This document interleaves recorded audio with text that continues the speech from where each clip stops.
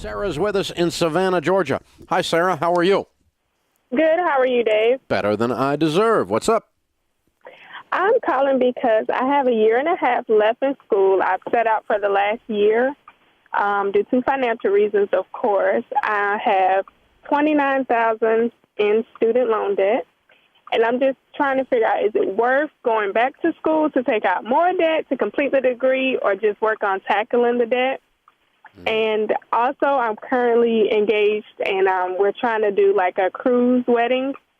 So I'm just trying to figure out which is best. Wow. And Yeah, so got a lot going on. what do you make? I make $28,600 a month. Mm-hmm. I mean, a year. I'm sorry. Yeah, Yearly. and be nice, yeah. And what does he make? $26,000 yearly. Okay. And what are you planning on spending on your wedding? Well, if we do the cruise destination, it's looking at about $5,000. Okay. And do you have $5,000? Right now, no. Okay. When is the wedding? We were looking at towards November of this year. Okay. So can you save $5,000 between the two of you by then? Yes, we started budgeting this year. Good. And we figure by the time April comes, we should have at least the $5,000. Okay, good. That's a good plan. All right, so we're going to pay cash for the wedding. Your whole wedding expense is $5,000. Yes. Okay, it's an inexpensive way to do it. That's good, and kind of a cool thing. I like it. When you are married, your household income will be about $55,000 a year. Correct. Okay. You have $29,000 in debt. Do you have any other debt? I just bought a car. You just bought a car. Yes. Because I didn't have my $1,000 saved for my emergency fund, and my 2010 Ford Fusion needed some repairs, like CV axles, brakes, minor things, but they still add up. Mm-hmm. So how expensive a car did you buy? $20,000. It's a 2014 Ford Fusion. You're kidding me. You spent $20,000 on a car. Yeah. And you're broke. Yes.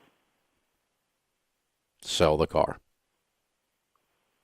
Okay. That was stupid. Okay. Tell me you know that was stupid. I felt the brunt of it after, like 3 days later, when the gentleman was like, well, you have 30 days to bring it back. And I'm like, I just feel like that's a terrible. Are you within the 30 days? I brought the vehicle. No, I think my 30 days might have just ended last week. Yeah. Call them and beg them. To let the 30 days count and let you take it back. And you go get you $1,000 car. Okay. You the knew, car that I have, honey. Don't even start talking. Okay. Not after doing that. I'm giving you a hard time. You have to know that was dumb. You make $28,000 a year. You signed up for a $20,000 car debt, and you are already $29,000 in debt on your student loans and broke. Yeah. That you have to hear that, okay? I'm not trying to be mean to you, but you got to break this thing out of your brain, or you're going to constantly, as a couple, be wandering back into this mess, and I'm not going to be able to help you because you're going to continually go back to the slaughter. I mean, you just walked out right in front of a gun and said, "Shoot me." I mean, I don't want you to live your life like that, honey. So here's what I'm going to do. I want the two of you as my wedding gift to go through Financial Peace University. Okay. That's our 9-week series. I want you to get that car taken back. Call them today. And I want you to get you a little beater car of some kind to get by until you get some of this mess cleaned up. Now, what were you studying in school? Healthcare administration. Healthcare administration. Okay. And what do you do for a living now? I'm an assistant manager at the DMV. Okay. So you're not in the healthcare field? No. Do you want to be in the healthcare field? I do. Okay. Can you study that at night and finish it and pay cash as you go? Maybe after the wedding. Yes, but some of the classes do require me to be in the actual school. Mm-hmm. Well, do they offer them at night? Yes, but with my work schedule, I don't generally get off in time to take those classes. Okay, you might have to rearrange your work schedule in order to finish your degree. But I don't know that you necessarily have to do completely all school or all work. My point is maybe we can finish up school while we're working, while we're married, and while we're paying off the debt. But pay cash for the school as you go. And you pay cash for it, whatever you're going to do. Don't add debt. Pay cash for whatever you do as you go. Work your way down through it that way. And pay cash for cars as we go. Pay cash for the wedding. You already got that one on the run. Good for you. That was a good decision. And we're going to pay cash for the crew's wedding. And but let's take as many classes as we can. And then if we have to talk to the B&B and say, guys, I got to dial back a little bit because I'm this close to finishing. And for one semester here, I need to be able to take off on Tuesday nights. You know? Okay. They'll work with you. Or if they won't, find a different job. So, that's kind of where I'm at. Yeah. But I wouldn't just quit my job to go back to school full time. No. Okay. Just more so for more income. Okay. I'm looking for something else. Yeah, I think you can make more with your degree, and I think it's a good degree to finish, and healthcare is a good field to be in, particularly healthcare administration with as much upheaval and chaos as there is in that world. Someone that goes in there with a cool head in the middle of all this mess can probably, do some good for some companies and with a little bit of academic, under your belt. So you're right on track. But the glaring thing in this discussion is this poor car. And please talk them into, you and your fiance go over there and go, hey, we just got engaged. And you guys, please, even if we have to write you a check, count this in the 30 days. Even if we give you $1,000 just to say thank you, give them a tip, to pay the salesman or something, right? But be able to take the thing back because it's just insanity. The numbers on that just take my breath away how bad they are. And I want you to because with no car debt and the wedding is saved up and paid for and we're paying cash for college as we go along and then we can begin to knock out the $29,000 as well. See, you're going to be in a really good place in a very short period of time. But when you drop a $20,000 stupid car loan in the middle of it, it just blows the thing up. It makes it very hard to pull off. So really, really, really bad decision there on that one. But you can recover from it. Let's get out of it. Let's do something to get out of that deal. Please work very hard to get out of it. And don't use them saying no and smiling as an excuse. You've got to work your way away from that. It's just really, really bad. So, and hold on, Kelly will pick up. I'm going to put you through Financial Peace University as my wedding present to the two of you. I want the two of you to go through the class together, and you'll see what I'm talking about. It'll start to come together for you. And you see how avoiding debt causes you to be in a position to be outrageously generous and to build wealth. Brenda's with us in Phoenix, Arizona. Hi, Brenda. How are you? Hi there, Mr. Ramsey. Thank you for taking my call. Sure. What's up in your world? Well, we're in a big mess. I just started listening to you maybe about a couple months. I read your book, The Money Makeover. And my question is, I have a lot of people tell me I should just do bankruptcy, and I don't want to go that route. And I've been listening to you, so I want to see if where am I at. I have baby step one. I got my $1,000 saved. Okay. How much debt do you have? I have a home equity from 6 years ago, $100,000. Mm-hmm. 6 years ago. Is it? You still have the home? No, we lost the home. But the home equity we got the 100 to buy the second home, which we lost both homes 6 years ago. Okay. So you owe $100,000 on that, and have you been paying on that? No, we. How long has it been in default? It's 6 years. You've not paid on it in 6 years? No. Okay. What else? I have a $40,000 medical from 2 years ago. Mm-hmm. And haven't paid on it in 2 years? Nope, nothing. And I got $18,000 in credit cards. And that they are in collections now. So for the last 6 years, we have not done anything. Okay. Have you been paying on the credit cards? When was the last time you paid on them? I haven't paid on them probably for the last 5 years. Okay. And I do have two credit cards who are suing me or they're sending me papers getting sued. Wait a minute. They're sending. Wait a minute. They actually sent you lawsuit papers or a letter saying they were going to sue you? They're from a law firm. That doesn't matter. Was it an actual lawsuit on court documents that said you had a court date? Yes. It was? Yes. When was the court date? We didn't go. When was They were from last year. Oh, okay. And how much are those two cards? Those are $5,000. And that's part of the 18, or is that in addition to the 18? Yes. Nope, that's part of the 18. And what is your household income?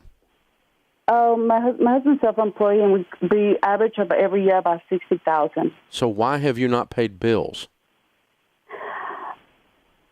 I don't know. I don't know. I don't know.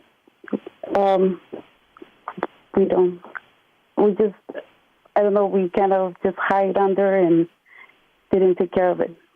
Mm-hmm. And now we've been renting since we lost our home. So, I would like to move on and, Yeah. Well, I mean, filing a bankruptcy would clear this $158,000 in debt, okay? Yes. That it looks like you've got. It would clear that. A Chapter 7 would clear that. I'm not sure you're going to qualify for a Chapter 7. The means test might throw you into a Chapter 13, which would cause you to pay payments into bankruptcy for 5 years. Is his income steady at 65, or is he starting to increase his income? It goes up and down. Are you working outside the home? Now I'm at the position I can work. My kids are going to school, and I'm able to get a job, in the mornings. His job is weird, so different hours, different schedules. So I'm the only one who can run the kids around. Mm-hmm, mm-hmm. So I'm considering getting a job. Good, good. Yeah, you need to add some income. If you can add $20,000-$30,000 income to this situation, it changes everything. Yeah. Okay, so here's the thing. If we add up all that debt and say it's $158,000, $160,000 worth of debt, it is very, very old debt. By and large, they have given up on it. Even the one that sued you isn't doing anything with the lawsuit. They just took a judgment against you, but they're not doing anything with it. Meaning they've not come and garnished your wages. They've not come and tried to take money out of your bank account or anything like that. So, they're not being that aggressive or proactive. I mean, they're probably calling you occasionally, some of them in Raising Cane, but they're not actually doing anything. You follow me? Yeah, yes. And the debt has probably been sold, and if it's been sold, a lot of it's been sold to debt buyers, and they buy that at around a nickel on the dollar. Mm-hmm. 5 cents on the dollar. Okay? $50 for $1,000. You follow me? Which means that if you made them an offer of 10 or 15 cents on the dollar, you could clear all this debt. And it would take a lot of work to contact each one of them, negotiate with them, get them to accept that. But eventually you could work your way through this for around 10 or 15 cents on the dollar. Okay. I know the home equity did send me an offer last year for $25,000. See, that's a quarter on the dollar. They're already close. But you don't have $25,000, so you'd have to save up the money to make them an offer. They're going to be the hardest one. So you'd have to save up. You need a lump sum in your bank account, and then you call them and go, I have $15,000 cash I will give you today if you will settle this. And they'll take it. Okay. They'll take it. But they're not going to take it easy. They're going to whine and try to negotiate, try to get more, go back and forth. And the same is true with these others. So that tells us that it will take you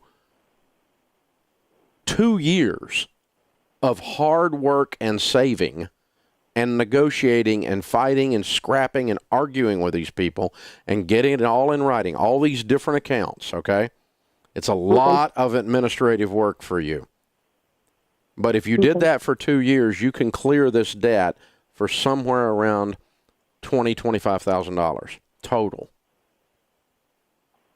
Okay. And you save up a little bit, clear one, save up a little bit, clear one, save up a little bit, clear one.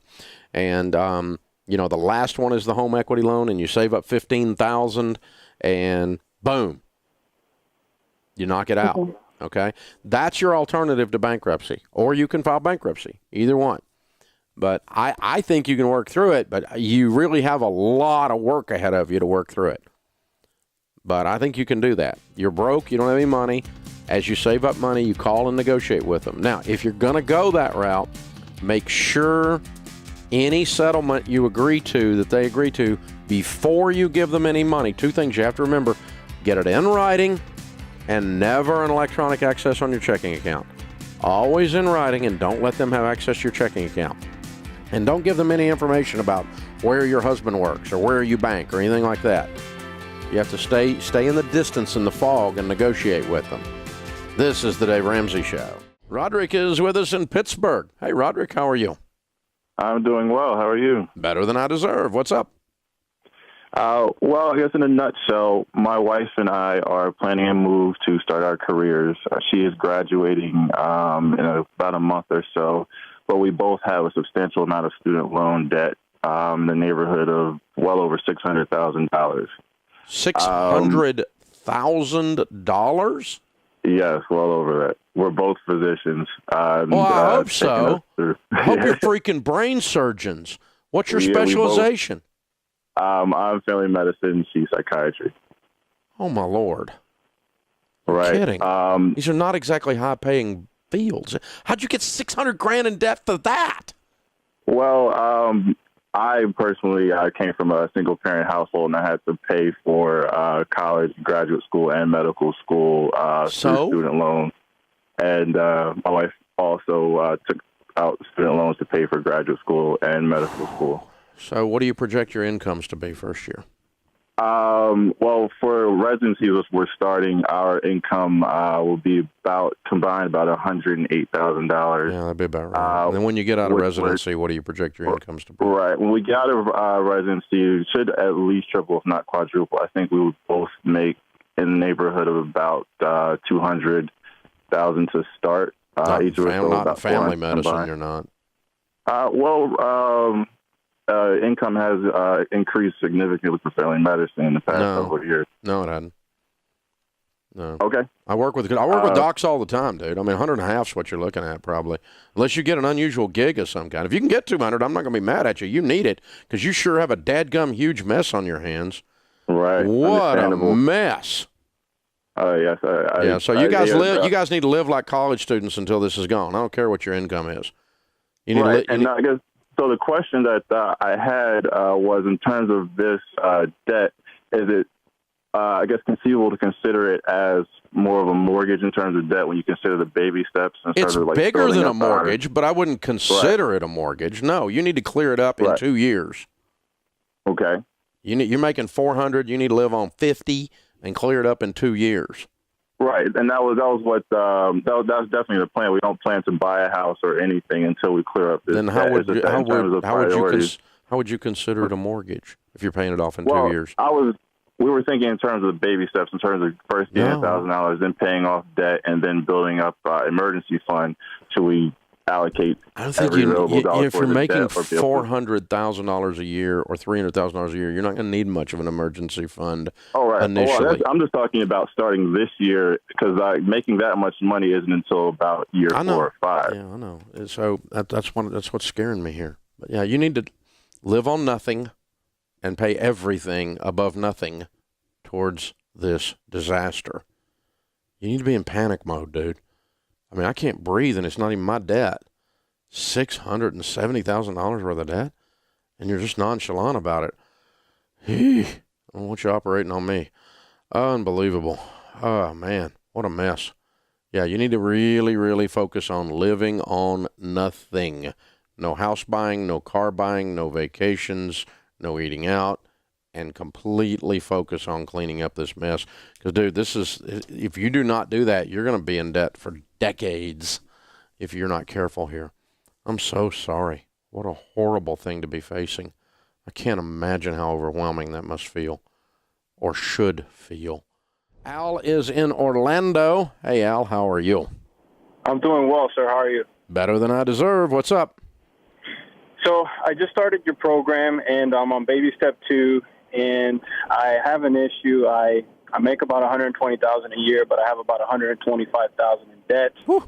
And I have a vehicle that is a $910 payment a month. My question is, how do I get out of this? What can I do? I don't know. I'm just lost with this vehicle. I'm not sure what to do. Holy crud. $910? What are you driving, dude?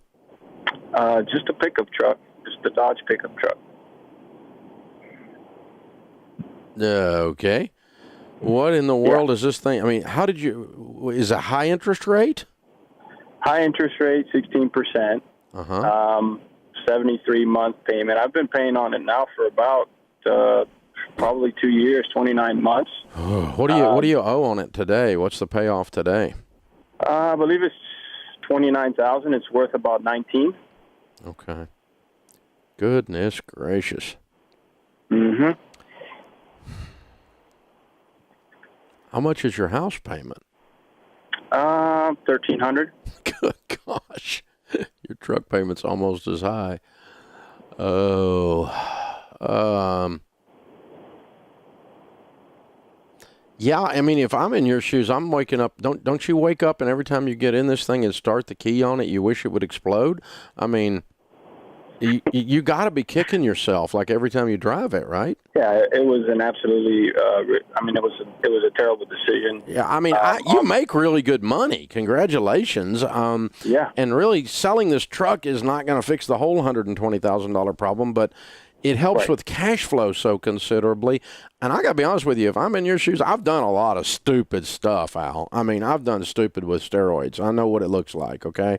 And so when I do something stupid, I don't like to be reminded of it every day. Yes, sir. Does that make sense? I've got to, if Dave was in there, I'd be selling it just so I didn't have to remind me of it every day. I mean, I'm not sure it's going to make that big a difference in your short-term finances, but I just wouldn't want the 16%. I feel like I'm being, I'm being abused every day, which you are, and I'm looking at this thing. It's like pointing stupid arrows at my face every day. I would have to get rid of it for those two reasons. It helps also with the money because the $910 is going to clear a lot of debt for you a month. That's $1,000 a month towards your other stuff if we can get you out of this. So what I'm going to do is run over with the credit union. Your credit's obviously trashed, and see if you can talk them into borrowing the difference. Where's the loan? Chrysler. It's at Chrysler Credit. Yep. Chrysler. I didn't realize they did subprime stuff like that to that level. Wow. Okay. Yeah, you got to borrow that $10K that you're in the hole, or you got to save it up to get rid of it. One of the two. So you can get the thing sold. Where'd you get the $19,000 value? What is that? Just Kelly Blue Book. Is that retail or wholesale? That was if I sell to a private sale. user, Okay, yeah, that's probably your real value then. And you probably rolled some negative into this too, didn't you? I think it was about $2,000. Yeah. Yeah. $3,000 in it. That makes sense. All right. Yeah, if I can find the money to cover the difference that you're in the hole, if I'm in your shoes, I'm getting rid of it because I don't want the reminder, I don't want the 16%, and I need the $900 to clear my debt. It's not like it clears all. It's only 20% of your debt, so it's not doesn't really fix your debt problem short term, but it does do those three things, and so I am dumping it because it's just the whole deal's just absurd. Wow, I'm so sorry you're facing this. Ouch, ouch, ouch, ouch. Thanks for calling in. Scott is with us in Chicago. Hey, Scott, how are you? Good. Thanks for taking my call, Dave. Sure. What's up? So I'm on baby step number 2, and the thing that seems to be giving me the most trouble or the most frustrating is I have $50,000 in student loans. So that's due to be paid back over the next 20 years, actually. So if I pay at the minimum payment, which I don't plan to do, but it'll cost me over $100,000. Well, that's absurd. It's not even an option. Yeah. So what do you make? So, I make $100,000. Good. So how fast you paying off 50? What's that? So how fast you paying off 50? 1 year? I wish. Why not? I guess my question is, Wait a minute. Don't drive off. Why not? Okay. Why not pay it off in 1 year? Well, I'm not to that payment yet. I'm still paying off a couple of other things. Oh, okay. So you got other debt. How much other debt have you got? $4,700 in a car, and then about $5,000 in credit cards. Cool. But you make $100,000. Are you single? No, engaged. Oh, good. Good. Cool. When you getting married? December 2nd. Okay. You having to pay for part of that? Unfortunately, no. Good. Good. So, so basically, we've got from now until December making $100,000, and you got about $54,000, $55,000 worth of debt. Is that right? Close to 60. Yeah. With the Either way. phone, Okay. The car. So you're not quite going to make it in a year, but you ought to make it in 18 months, shouldn't you? That would be nice. Well, 100 minus, well, let's just say 18 months. 150 minus 60 is 90.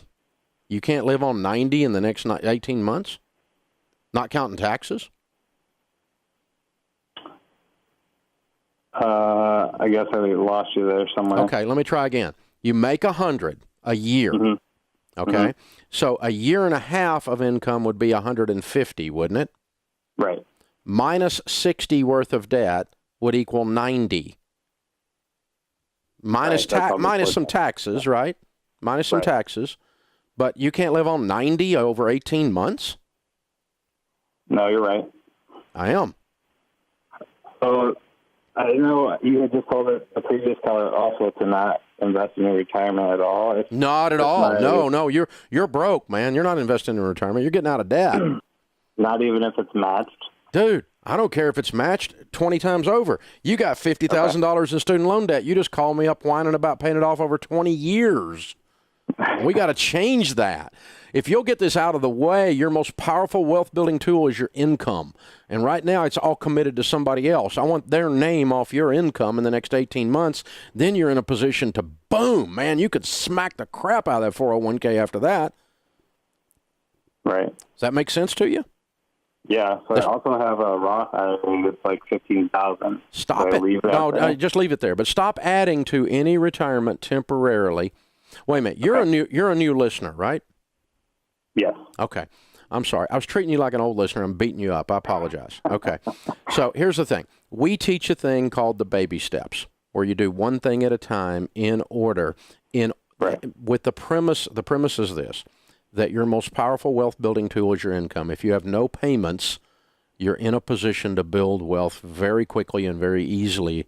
And that includes building first an emergency fund of 3 to 6 months of expenses. So baby step 1 is $1,000 start. That's a little starter emergency fund. Baby step 2 is no life, scorched earth lifestyle. We're cleaning up debt because we're going to be so intense and so focused and get it out of our life as fast as possible because you have $60,000 of barrier between you and your dreams. Right. And I want it gone. Boom. Punch it. Okay?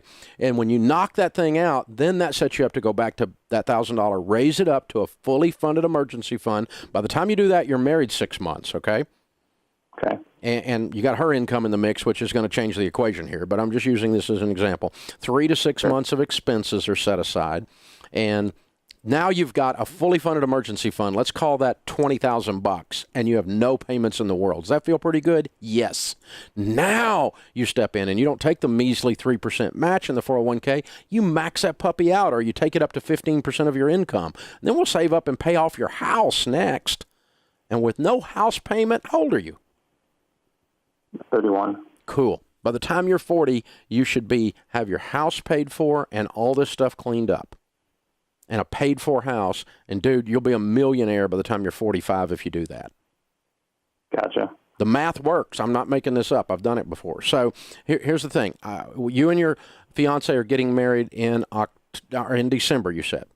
Yes. Okay. So we have a 9-week class called Financial Peace University. You go once a week. One night a week for 9 weeks, and it shows you all this stuff, and it shows you how to handle money. It's not get rich quick. It's get rich slow. It's the hard way to do it, but it works every time. And the number one cause of divorce and money fights in America or the number one cause of marriage fights in America is money and money problems. So I'm going to give you to that class as my wedding gift. And I'm going to show you exactly how to do this stuff, and then you call me back if you've got any questions. I'm going to pay for you to go. Hold on. Kelly's going to pick up. We'll get you signed up and get you going. Boom. We'll get this whole thing started out there. Guys, it's amazing if you just take a step back.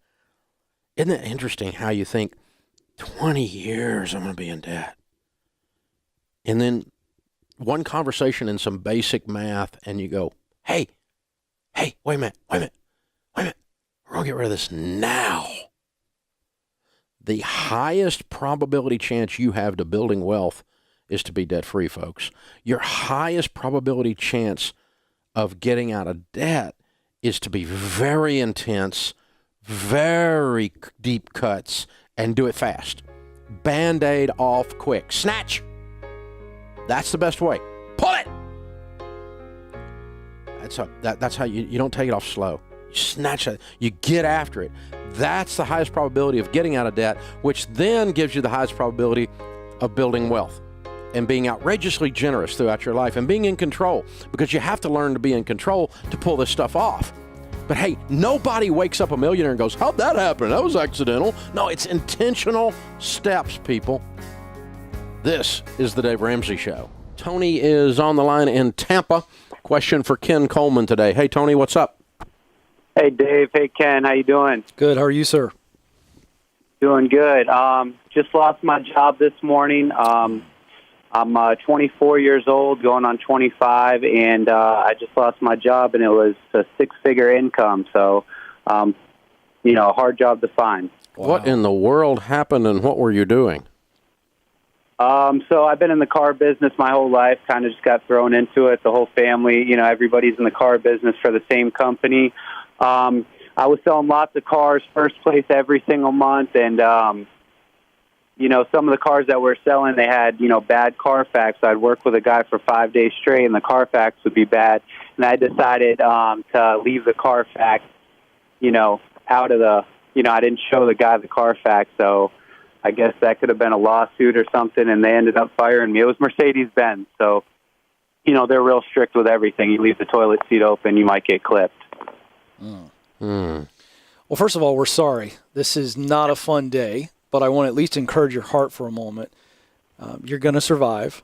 You've got to learn from this. Anytime something like this happens, you don't want to move on from this. You want to take as much personal responsibility as you need to, and then figure out, okay, what do I learn from that? Not let that happen again and move forward. So six-figure income, we've got to ask on the Dave Ramsey Show, where are you at financially? Where are you at in the baby steps? Do you have any kind of emergency fund? Yeah, I've been putting a little money away. I know my job's real strict, and the security there is not too good. Just by, knowing where the managers are at mentally and that kind of thing, they're just real strict with everything. I've only worked there. Now, I said six-figure income, but I've only worked there. This is my third month there, and my first, second, and this month I'm all in first place with Perfect CSI, which is, your surveys that come back. So my customers love me, but I was thinking with emotion more than I was with my head, so I know that's where I went wrong. Well, Tony, so where are you at? Do you have an emergency fund at all? What is it? How much? Yeah, I have about $15,000 saved up. Do you have any debt? Yes, I do. How much? My bills every month are right around $2,000 a month. Yeah, but how much debt do you need to pay off? If you look at all the money you owe, how much is that? How much debt do I need to pay off? I'm sorry. Yeah. No debt to pay off. I'm renting my apartment, and my car is leased. I know you hate that, Dave, but it is leased. All right, Dave, I'll let you handle the money stuff in a second. Here's what you need to do, Tony. You really need to, I think, ask yourself the question, why did you do what you did, which got you in a situation where there was a clear company policy and you violated it, and they take that stuff serious, and as a result, you're out of a job. So you really need to reflect on that. We don't want to beat up on you, but that's important. Secondly, do you love sales? You're 24. Do you like to sell? Yeah, I love to sell in certain environments. So there's certain places I've sold at that I didn't enjoy. The first real job that I did like was Mercedes, the clientele, the money, of course, and the cars. I enjoyed selling the cars. All right, you're 24. What did you go to school for? Did you go to school, and what was it for? What was your major? I started college, and I was just going to get a business management degree because I had no idea what I wanted to do. So I was like, just to go to school for something. I ended up stopping school after about 2 years, once it started coming out of my pocket. I just really, didn't care about what they had to say. I was more interested in making money and that kind of thing. So for a couple of years, I was a professional poker player. Okay. Well, Tony, you're all over the place, so I'm going to give you a couple pieces of advice, and this is something you're going to need to do actively. First things first is you've got a little bit of a cushion with that $15,000. You're single. I'd get rid of the lease, obviously. Dave can speak to that. But I want you to sit down with 3 people. You can make it 5 or 7, I don't care, but some people who really know you. They care enough about you to tell you the honest truth. They'll be blatantly, brutally honest with you. And I want you to ask the question of yourself and then let them answer it, which is, what is your greatest talent? What do you do better than anything else? And then what do you care about? If you love selling, but you want to sell something that lines up with your values, it matters to you, then that's where you need to be heading. But before you even make that big decision, you need to get employed, and you need to lick your wounds here and also learn some valuable lessons. Dave? Tony, my son is 25. And this is what I would tell him if I heard this story from him. Number one, you have a tremendous upside. You have a gift with people, and you have the ability to sell. What sometimes comes with that is a BS artist, and you've been BSing, even on the phone here. Toilet seat up is way different than freaking not giving a Carfax report. You should have been fired. You deserved it. Not because you're not a good salesman, but because you completely violated the thing here. That's I'm right. A Mercedes customer. Yep. You completely violated that. You would have been fired if you were working for me. And I would have cried because you're such a good salesman when I fired you. And I would have cried for you because I wouldn't want to break your little heart. But, man, you just completely stepped in it.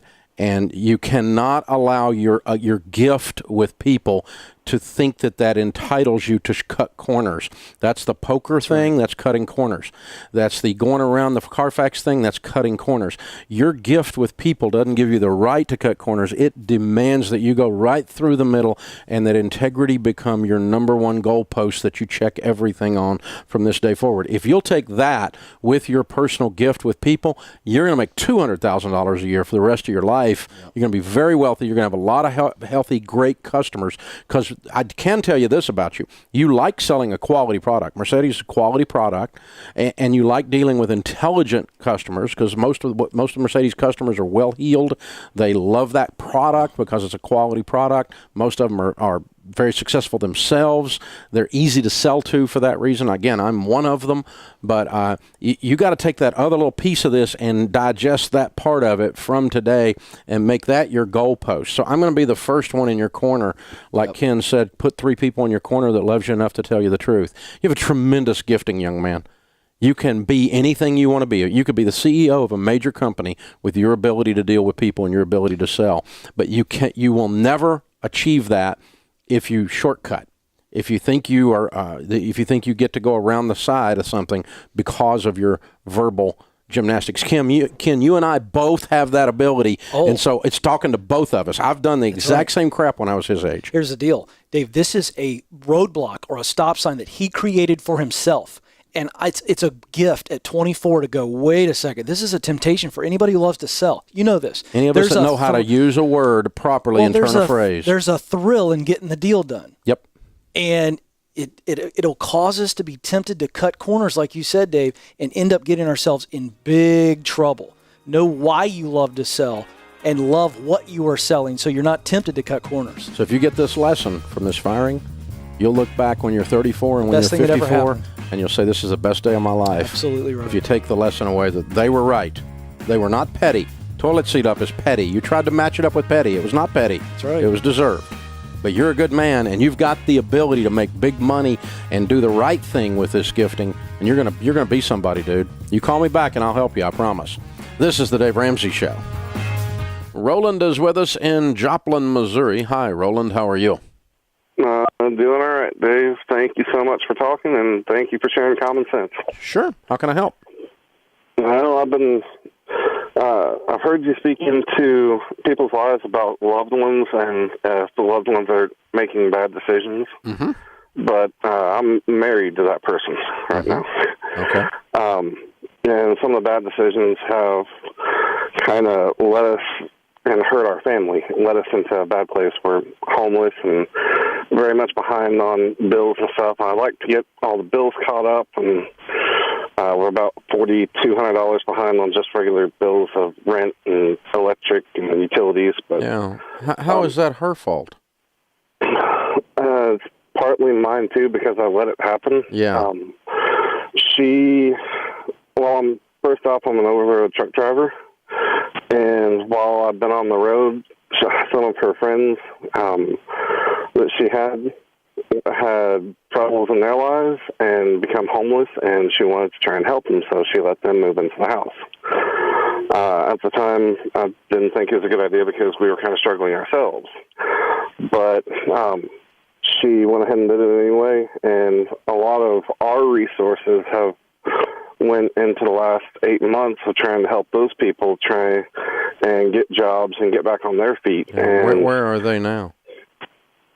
I've gotten all of them out of the house. There's only... I thought you said you were homeless. Well, we became homeless 2 weeks ago. And before that happened... What happened? You were foreclosed on? No, behind on the rent and evicted. Oh, okay. All right. So where are you living? Currently, hotels, campgrounds, whatever we can get into. So obviously all of those people you were helping are now gone. Yes. And so what is your income? Right now about $40,000. Mm-hmm. Okay. And how much do you owe in back rent? About $1,000. Mm-hmm. And how much and you said $4,200 and what else? About $1,700 in electric, $500 in gas. I think we got the water caught up, and the rest is mostly recent medical bills.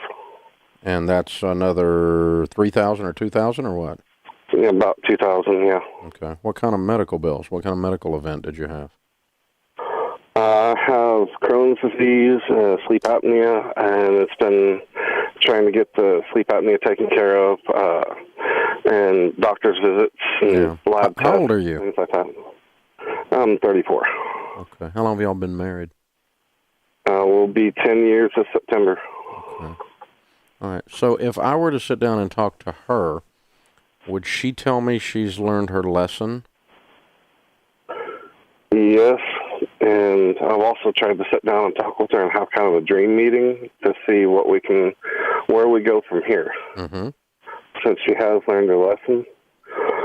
And what she tells me is that she doesn't want to dream. She doesn't want to think about it because if we dream and it doesn't come true, she doesn't want to be disappointed. Mm-hmm. Well, let's dream about not being homeless. How's that? That would be awesome. That would be pretty cool to not be disappointed, you know? And let's dream about getting this little handful of dirt, $5,000 changes your whole life. What does she do for a living? She's disabled and stays home with the kids. And she takes care of the kids. And how much disability is coming in? She's going through the disability process right now at the courts. What is the nature of her disability? It's physical pain. She had a head-on collision with a dump truck and has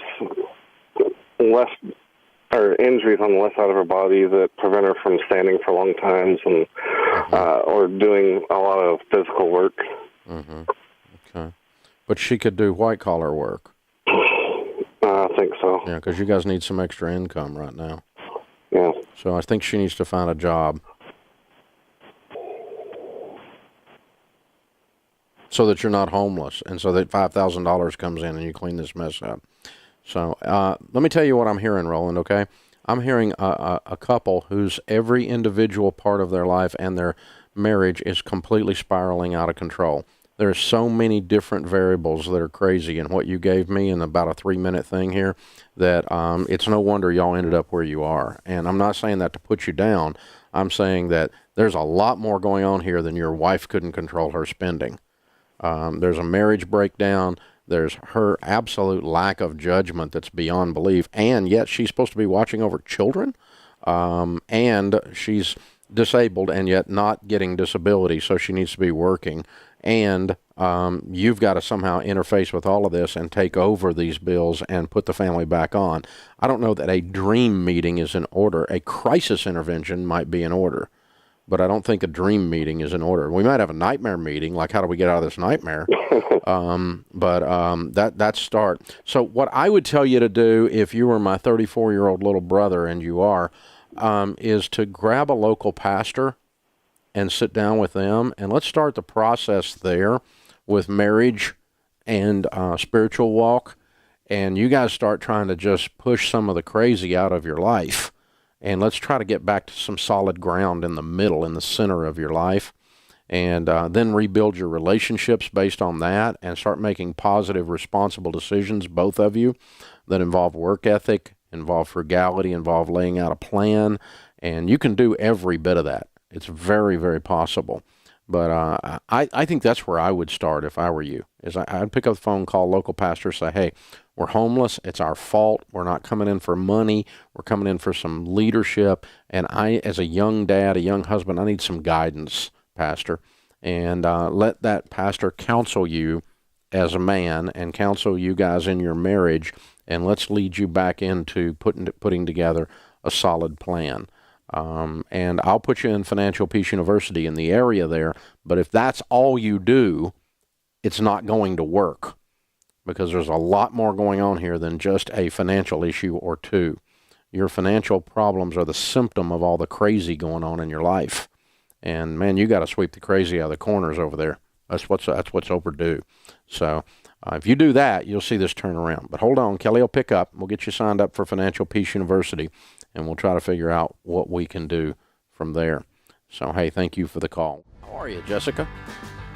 Hi, Dave. How are you? Better than I deserve. What's up? All right. So I've listened to you on and off for years, and I've read the Total Money Makeover book. My husband is not a fan. I have to put that out there first. But we have some serious debt, and it's all pretty much student loan debt from my husband going to law school. And so right now we are in an income-based repayment plan, so we haven't really been worried about this debt because, after all, after like 20 or 25 years, it'll be forgiven, quote unquote. But I happened to look at one of the balance statements a few weeks ago, and it's gone from $190,000 in student loan debt to $250,000 in student loan debt, and so because of the interest, and so I'm starting to panic because I just sorry, I don't know how to get out of it. Mm-hmm. What's your household income? That's okay. What's your household income? My husband, he makes about $90,000 a year. Mm-hmm. And when you say part of it is, Go ahead. I was going to say, we bought into this sort of idea that a lawyer is going to make a lot of money, so it wasn't a big deal to take the school loans out. But he started working public right out of law school, and then his salary's increased over the last 4 years to about $60,000, mm-hmm. but it's still obviously not going to put a dent in the school loan issue. So, how old is he? 35. Mm-hmm. Okay. So when you say he's not a fan, you mean he's not a fan of getting out of debt? It's not that he's. I'm not sure. I don't know exactly why he doesn't care for your program. It's not the getting out of the debt part. I think he doesn't want to think about these school loans. Mm-hmm. And I don't think he wants to. I think part of our problem is that we don't know what to do about it. And mm-hmm. so we see beans and rice, like I've cut our budget because I do listen. And so I've cut our budget down. I mean, we don't have cable. We don't have a lot of the extras. Our cell phone bill is like less than $80 a month for both of us because his work pays part of his. And I mean, so I've tried to cut down in all of the areas that I can, and in food and all those things. I mean, but he you're just not doesn't paying. But you're not to- saving money, and you're not paying extra on the debt. So you're not doing a written Exactly. plan. You're not doing a written plan for every dollar. You're just cutting stuff. I'm cutting stuff. This is the first month because I looked at it a few months ago or a few weeks ago and then started listening to you again. This is the first month where I've really done the budget out so that we're going to have, and we have about $1,100 extra a month after all of our bills are paid. Mm-hmm. What that's other debts do you have? So the school loans, and then we've had a camper for a few years, so that's we owe like just under $14,000 on that. Mm-hmm. And then we had bought a truck last year to pull the camper, and we owe $38,000 on that. Mm-hmm. But we don't have any credit card debt or anything like that. But so you just guys, I know you're scared, but you just keep doing stupid stuff. Well, yeah, because we did. So I'm hopeless about getting out of debt, and so I'm not willing to listen to anybody. I'm putting words in his mouth. So let's go buy a $38,000 truck to pull a camper. Wow. Yeah. Wow. Well, part of the thing was I wanted to sell our house last year. I actually wanted to live in a camper. We homeschool, and I wanted to be able to, road school and kind of do some of that stuff. So the idea was that we were going to sell the house, and then we were going to live in the camper. And then that all changed because he wasn't ready to do that. But we bought the truck in anticipation of that.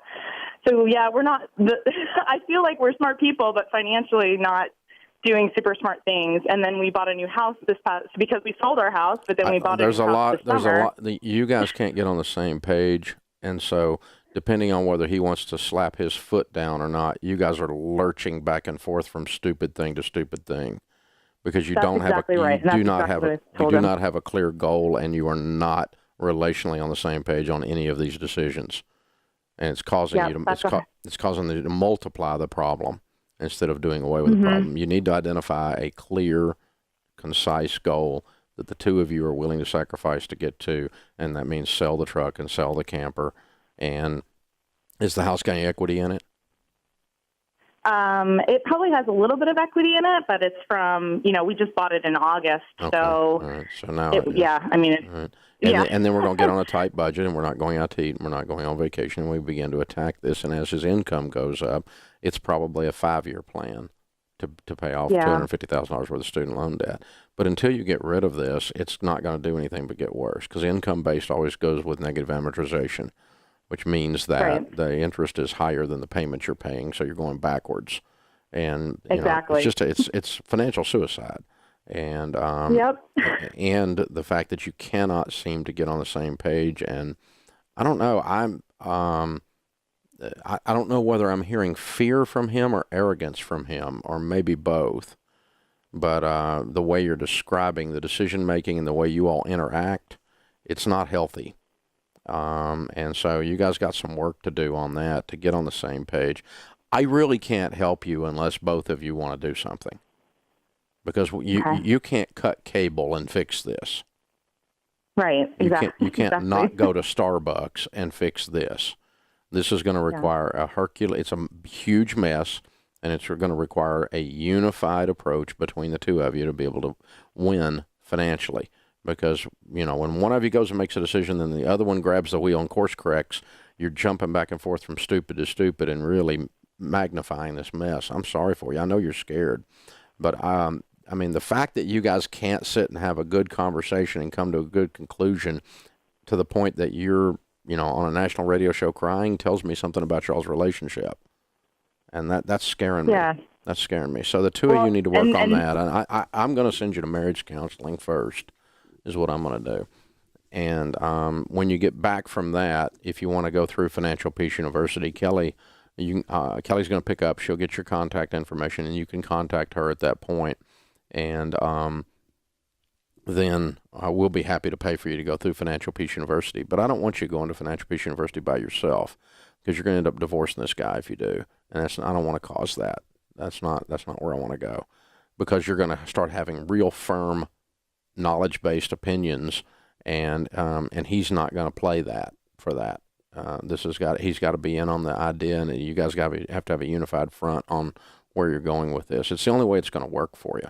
So you need to sit down with your pastor and start working on some of these relationship issues to where he's, as a good husband, he should be a whole lot more concerned about how scared you are than he is, and willing to do something about it. If there was something I could do for Sharon and she was this scared, 100% of the time I'm going to do it. And truthfully, you've got a right to be afraid, because this is a pretty sizable mess, and doing nothing about it is not going to bring you to a good place. So I'm so sorry you're facing this, but hold on, and Kelly will pick up. She'll take your information. Then if you guys come back from marriage counseling and you want to go to FPU, we will pay for it. I do not want you going by yourself, though. That would be an unhealthy thing for you guys right now. Brian is with us in Sioux Falls, South Dakota. Hey, Brian, how are you? I'm doing great, Dave. How's your day? Better than I deserve. What's up? So I have a question that listening for 12 years, your guidance has actually enabled me to ask. I'm 26 years old, recently invented a new electrical wall plate for hiding graduate sensor wires, and I'm about to retire. Congratulations, big dog. Well done, man. That's awesome. Thank you. So you invented this thing and you've sold it for $1 bazillion. So I actually sold it with a 40,000-mile road trip listening to your show all the way across the country for a year, just going door to door, and we now have nationwide distributors, and it is taking off and running itself. Okay. And so, nothing runs itself. So you've built a company, or you've sold the item to a company, or how's it being run? So I am still running it part-time, basically coordinating invoices between my distributors and my suppliers, but my workload has drastically dropped below the 40-hour-a-week mark. Wow. Good for you. Okay. And so I have no, okay, so what's your question? You've done very, very well, obviously. It's all because of you, and everything's been cash flowed. Worked as a design engineer and get a bill for $2,000 for a lawyer for a month. I was able to cash flow and just did that until I got ready to launch. But what that financial guidance has allowed me to do is I'm still single. How do I approach any eligible girl I meet, and what do I tell her about my income? Well, that's interesting, because you don't want to be a target, is what you're saying, for the wrong reasons. Exactly. Yeah, you don't need a gold digger, we used to call them in the old days. Wow. Well, my son is 25, and he kind of has the same problem, because he's my son, right? He didn't have any of my money because I'm not dead, but someday he's going to be in really good shape. So, and he and I have talked about this a time or two, but it's not ever really been a problem. I think the healthier you are personally, as an emotionally and spiritually, the more normal you are in terms of, I don't mean normal in a bad way, but I mean you're just a regular person. But if you're whole, you're not needy emotionally, you've not got some kind of weird ego thing going on, which I don't hear in talking to you. You just sound like a guy who came up with a great idea and worked his butt off, to me. That's what it sounds like. And so just be that guy. And, do you have any family in your life? Yep, got one brother, and my parents are still around. Okay, cool. I would use them as a filter with young ladies that you're seeing. And just to have other people look over your shoulder in case you've got a blind spot, for one, and they see things, and give them permission to speak to you about it and go, if you think somebody's after me for the wrong reasons, speak up, okay? And go ahead and just say that out loud. Daniel has 2 sisters, and I can promise you they're filters. you get past the sister mafia, you're big time, So that happens, but I think the more whole you are spiritually, the more whole you are emotionally, mental health wise, the more you're going to just naturally repel those kinds of people. I meet, for instance, guys who go through a midlife crisis and, marry the supposed trophy wife, right? The second wife that's after money kind of thing. And most of the time it's those guys just aren't very sure of themselves as men. And so they attract that, they need arm candy to feel good about themselves. And just don't be that guy, You're looking for someone, you're looking for somebody who's beautiful on the inside. Yes. And by the way, it's a plus if they are on the outside. But I mean, they're beautiful on the inside, and you're just going to take your time. And then, of course, where you're meeting people matters, because where do quality people hang out, and that's where you need to be hanging out. But as far as when to disclose the net worth, I think you do that, or your income, or those kinds of things. The fact that you've become wealthy later rather than sooner. But certainly, you don't want to spring it on someone. After you're engaged, that would be weird. You wouldn't want to do it. But you don't go out the first date and start spouting off about it. You're going to attract the wrong kind of people. And I would be pretty secretive about it. Not in a weird way, but I just wouldn't live a real flashy lifestyle. Daniel drives a pickup with about 100,000 miles on it. He doesn't have to, but he can drive anything he wants to drive probably. But he does very well on his own, as my son, as an example. So, you can just do whatever. And that way you're not putting off signals that there's wealth here. But then, the more serious you get, the more you begin to unpack it. And I would just begin with some other money conversations and make sure those go well and that the relationship continues before I got into that. So, it's certainly not a first date thing, and it's certainly long before engagement. But somewhere along there, you just start talking about work ethic and saving and how they feel about wealth and how they feel about that kind of stuff. And so, now let me ask you this: is this over $10 million? So this has a market potential of about $43 million a year that we're currently extracting only about 1% of. But so you're making about a lot more garage doors in the world. So you're making $400,000 or $500,000 a year already. Yes. Net. Yes.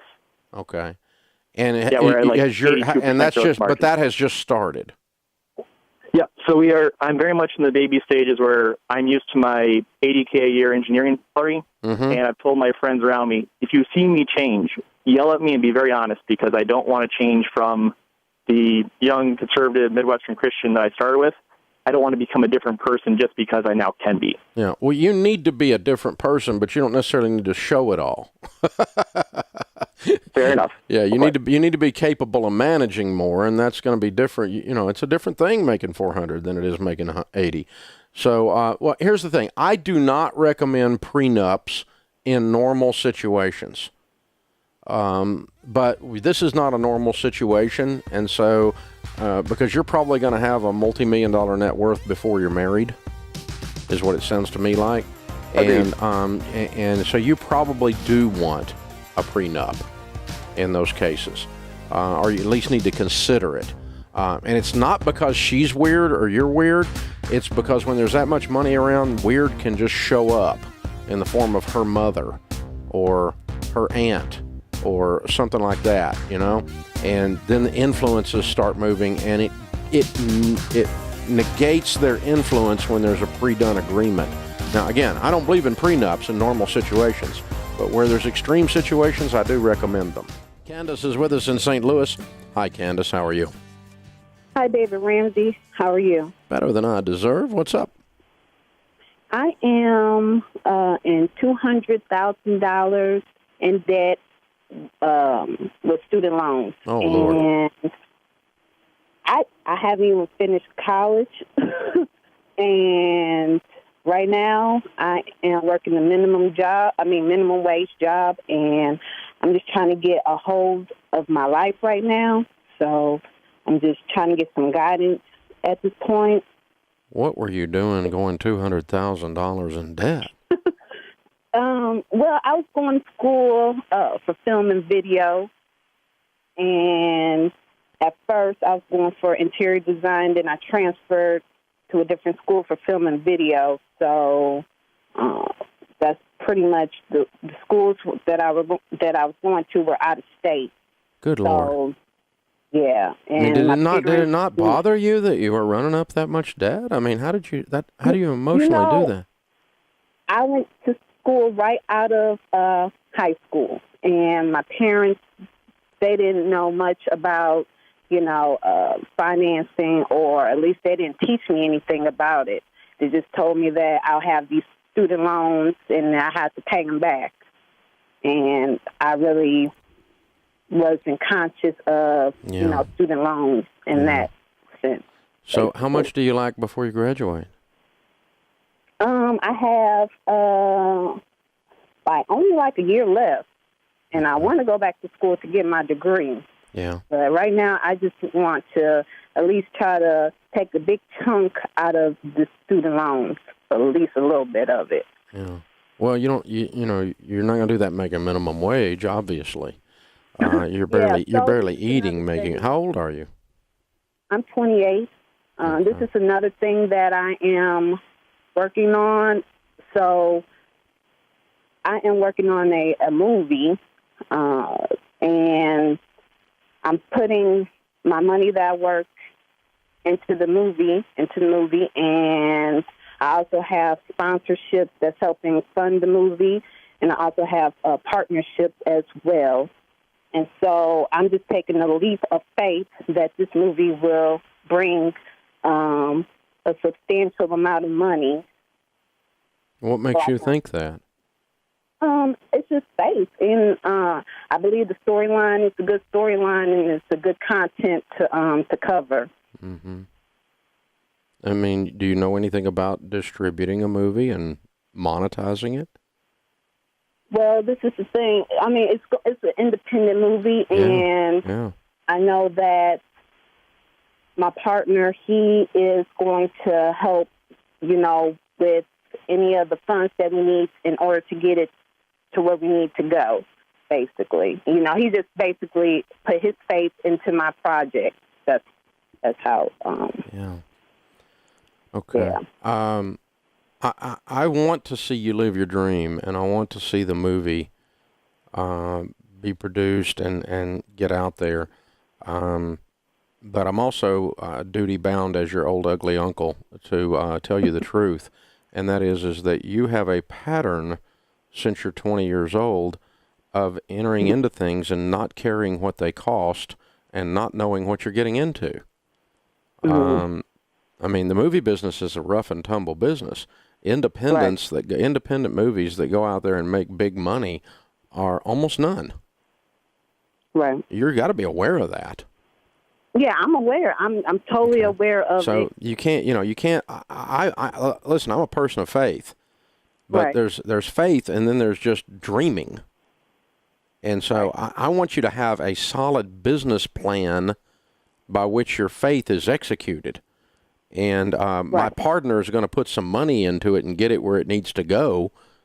That's not a business plan.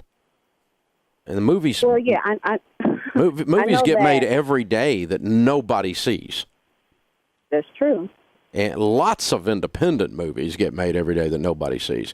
And I'm okay with you working on your dream, but you've got to start entering into things, whether it's your continuation of your education, whether it's the time you're spending on this movie, the money you're spending on this movie, or whatever it is. You've got to start entering into things with your eyes more open and just going, oh, we're just going to start this and it'll all work out, because, baby, it hasn't been working out. And if you spend, let's say you spend 2 years on this movie and you get zip out of it. Oh no, I'm not spending 2 years. But go ahead. But I mean that's you've got to have an understanding of the behind the scenes part of how a movie gets launched and how it turns into money that you don't have today. Otherwise, you can't spend your time on it, and because it's not a dream anymore, it becomes a nightmare. Like you're going to school. It was your parents' dream for you to go to school. But nobody thought about what you were spending on that schooling.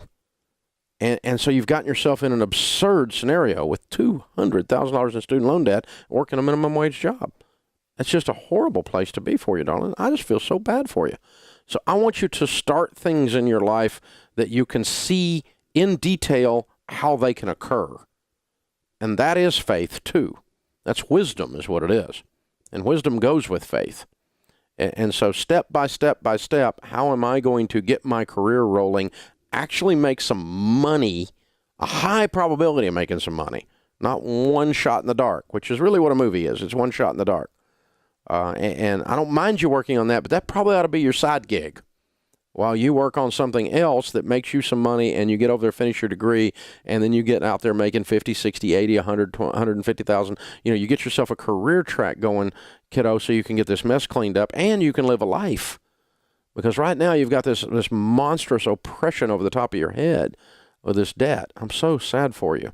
I wish I could just wave a wand and make it go away, but what I want you to hear, and I want you to hear me loving you and not saying I'm not a dream killer.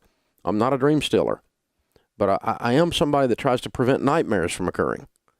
And right now you got a nightmarish occurrence with the student loan debt, and if you don't develop a detailed plan on how this movie turns into money and you keep working on it, you're entering into another nightmare. So you need to have a pattern where what Stephen Covey said in the books, The 7 Habits of Highly Effective People, is you begin with the end in mind. And it's not just, I'm going to make this movie and I have faith it's going to make me $1 bazillion. Those are words that indicate you don't know what you're doing. And you need to go find what you're doing, and that's when you put wisdom and faith together. And as you start doing those things, you're going to see some differences. I'm not trying to hurt your feelings. That is not my goal here. I'm trying to love you well, kiddo, while you're here on the air with me. So I want you to go through our class, Financial Peace University, since I picked on you. And I picked on you for your own good. But I want you to go through the 9-week class. I will pay for it. I'm going to give it to you for free because you need some good people in your life to gather around you and help you walk through this, that can see the end in mind with you, as far as this being this debt and getting your money under control and really getting your career on track too. So I tell you also, Kelly, when we pick up and you give her Financial Peace University, also give her the book Start. And Candace, I want you to read that book as soon as it comes in the mail. I want you to sit down that day and read that book. It won't take you that long. It's a quick read. And it'll really help you get your arms around what I'm talking about, where you lay out a plan, a roadmap to go towards being awesome. And I want you to be awesome. I want you to win. But, you have to, and that book, Start takes you through that roadmap. It's what it does. And it'll help you do that. So hang on, Kelly will pick up, and we'll get you in Financial Peace University and get you that book. And if I can help you while you're fighting through all this, you call me. I'll walk with you. I'm on your team. I'm not here to kill your dreams. I'm here to keep them from turning into nightmares. Hey guys, thanks for watching. If you enjoyed this video, click the subscribe button to get the latest content and check out these other great clips from the show.